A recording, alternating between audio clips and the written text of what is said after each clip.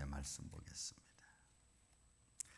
로마서 5장 1절부터 4절까지 있는 말씀입니다.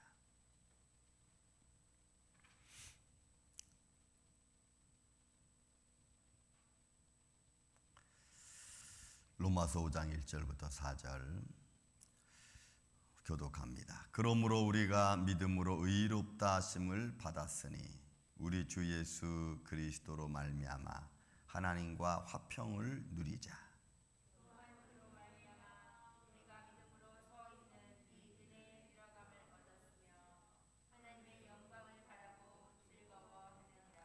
다만 이뿐 아니라 우리가 환난 중에도 즐거워하나니 이는 환난은 인내를,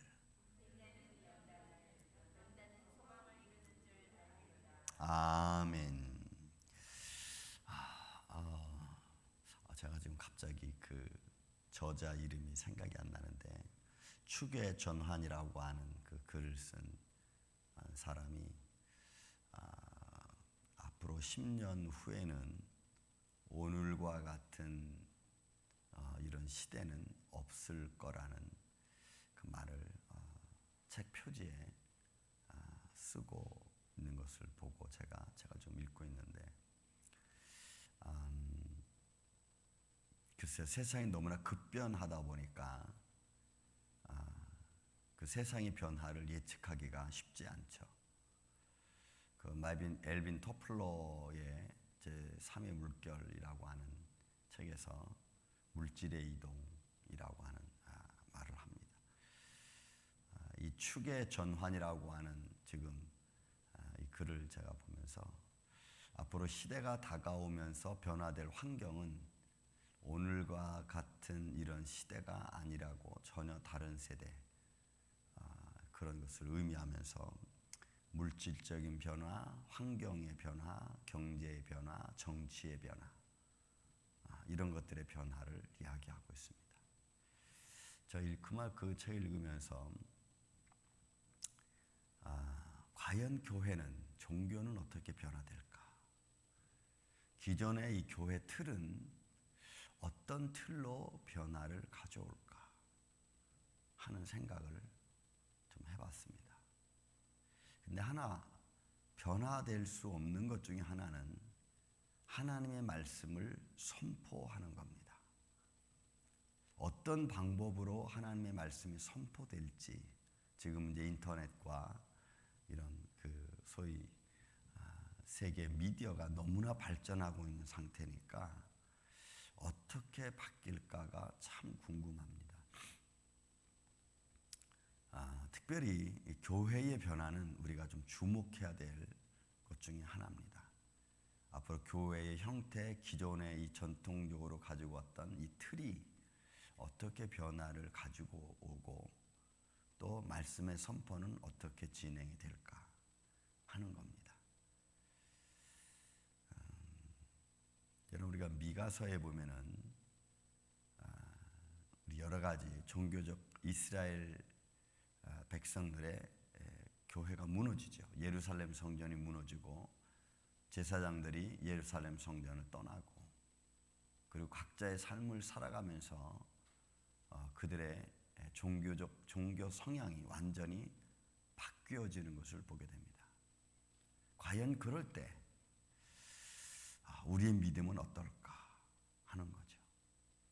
진리는 변할 수 없고 말씀을 선포하는 것은 변할 수 없고 또 하나님의 복음을 증거하는 것도 변할 수는 없습니다.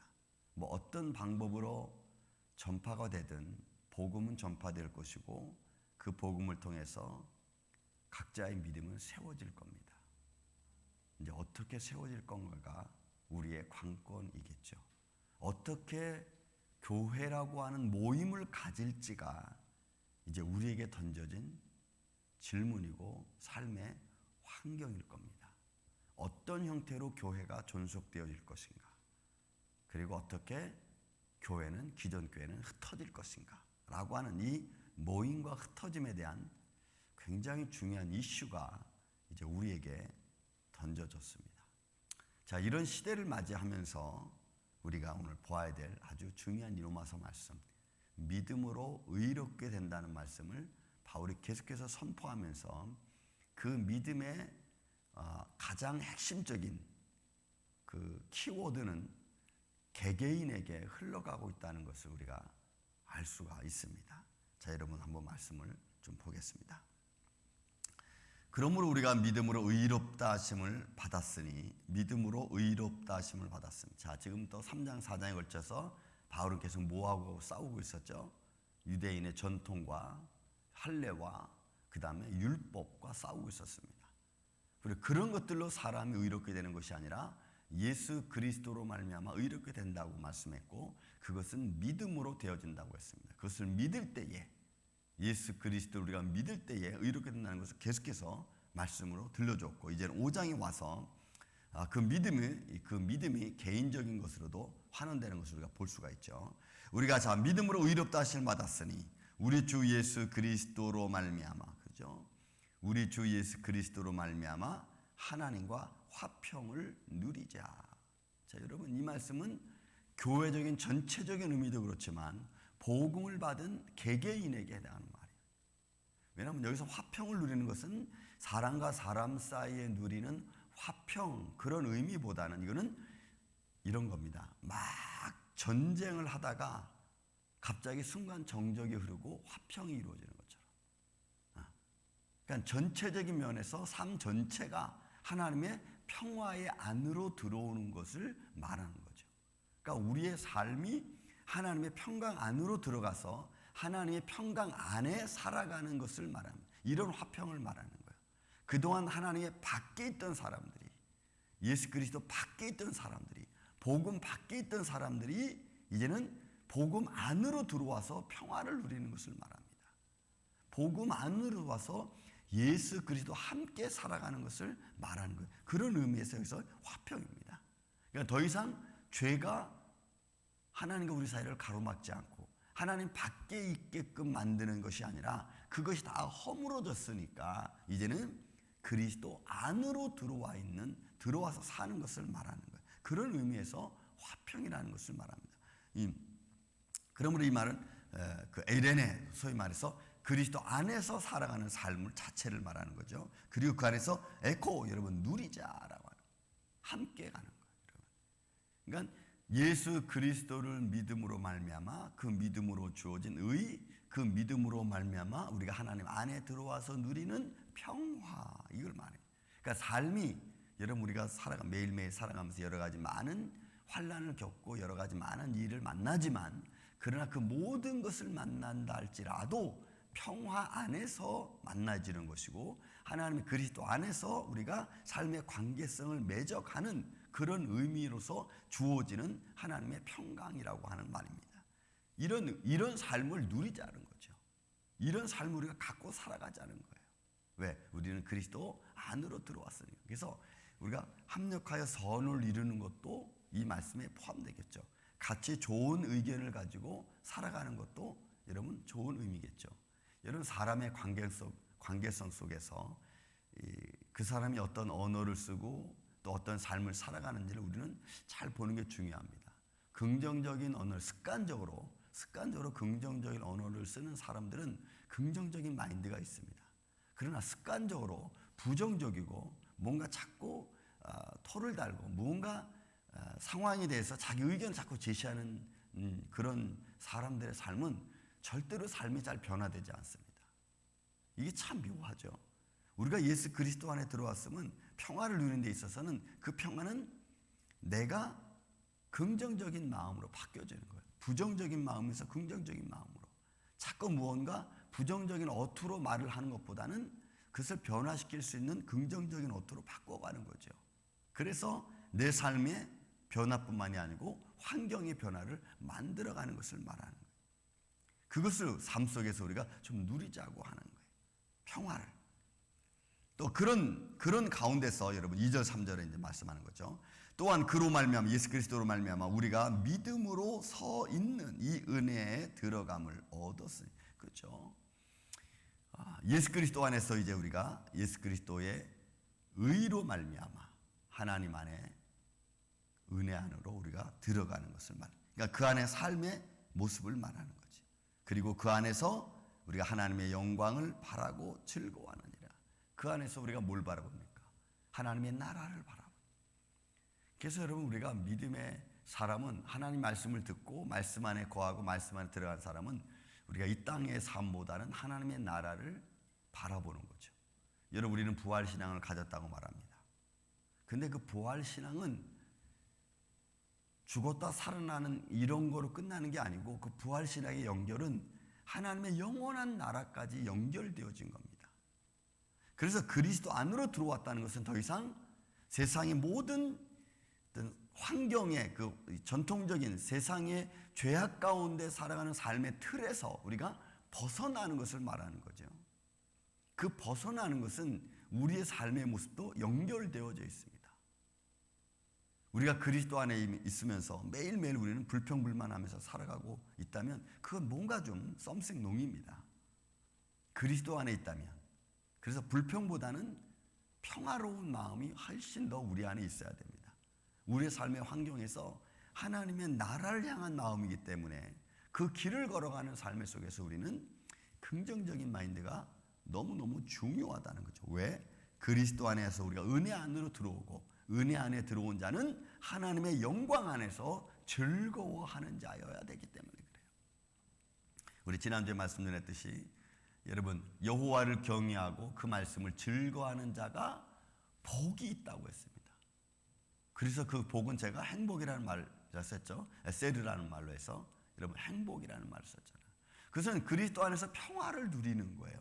모든 하나님 주실 축복을 가지고 축복 안에서 우리가 기쁨을 갖고 살아가는 걸 말하는 거예요. 여러분, 이 의미는 그냥 기쁨이에요. 내가 예수님 말씀한 요한복음 14장에 내가 세상에 주는 것 같지 않는 평화 내가 너에게 준다라고 말하잖아요. 그러니까 그 마음에 그냥 기쁨이에요. 즐거움이에요. 자, 이뿐만이 아닙니다. 여러분, 그 3절 4절에 좀 더 안으로 깊이 들어가는 걸 우리가 볼 수가 있죠. 왜? 하나님의 영광을 바라고 즐거워하는 자는, 보세요, 이뿐만 아니라 우리가 환난 중에도 즐거워하나니. 왜요? 우리가 그리스도 안으로 들어왔고 그 안에서 하나님의 영광을 보고 즐거워하는 자니까 환난이 나를 이기지 못하는 거예요. 아픔이 나를 이기지 못하는 거예요. 아픔이 하나님이 내게 주신 은혜와 감사를 이기지 못하는 거예요. 여러분, 믿습니까? 이게 조금 이해가 되시는지 모르겠어요. 환난이, 어려움이, 내 삶에 지금 나를 조금 힘들게 하는 것들이 하나님이 내게 주신 믿음과 하나님이 내게 주신 소망과 하나님이 내게 주신 즐거움과 감사를 이기지 못하는 거예요.